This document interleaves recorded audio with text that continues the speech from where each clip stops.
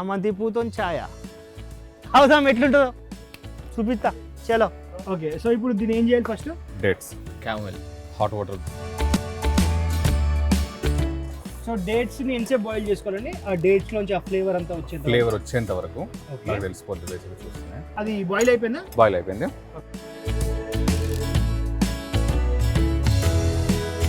Pot తీసుకుని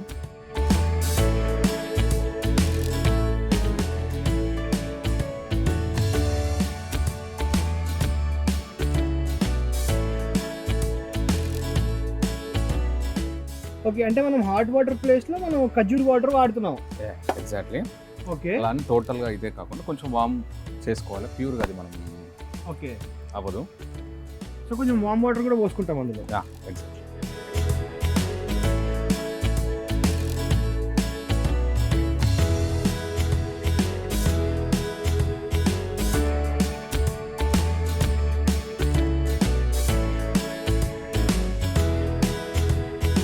ఇప్పుడు ready అయిపోయింది. That serving. Oh wow. అరే మళ్ళీ ఇప్పుడు కొత్త కప్పు వచ్చింది సార్. ఈయన దగ్గర కప్పులు మస్తు ఉన్నాయి. పోయేటప్పుడు ఒక 2 తీసుకొని పోవాలి.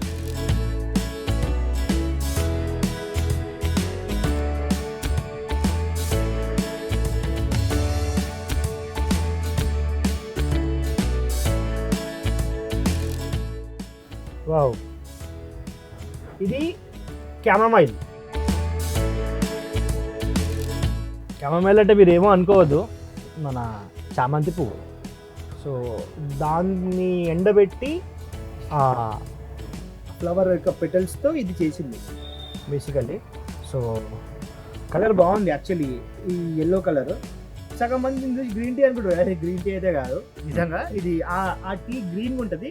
ఇది చూడొచ్చు, టెక్స్చర్ అయితే చాలా ఎల్లో కలర్లో ఉంది. ఇది టేస్ట్ చేద్దాం ఎలా ఉంటుంది. సో చీర్స్ అండి. డేట్స్ సిరప్తో, షుగర్ వేయలేదు.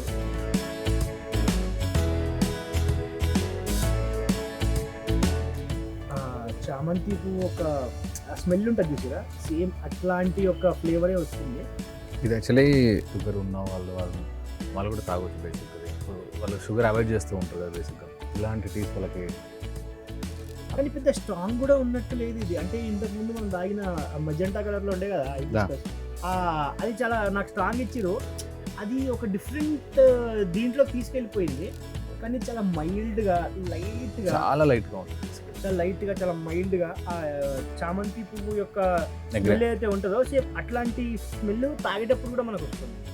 తీసుకెళ్ళి ఆ ఫ్లేవరే వస్తుంది. ఫ్లేవర్ తెలుస్తూ ఉంటుంది గొంతులో మనకి. అది కూడా ఉంది. Aroma ultimate bro, seriously try చేయాలి, మస్ట్ ట్రై చేయాలి.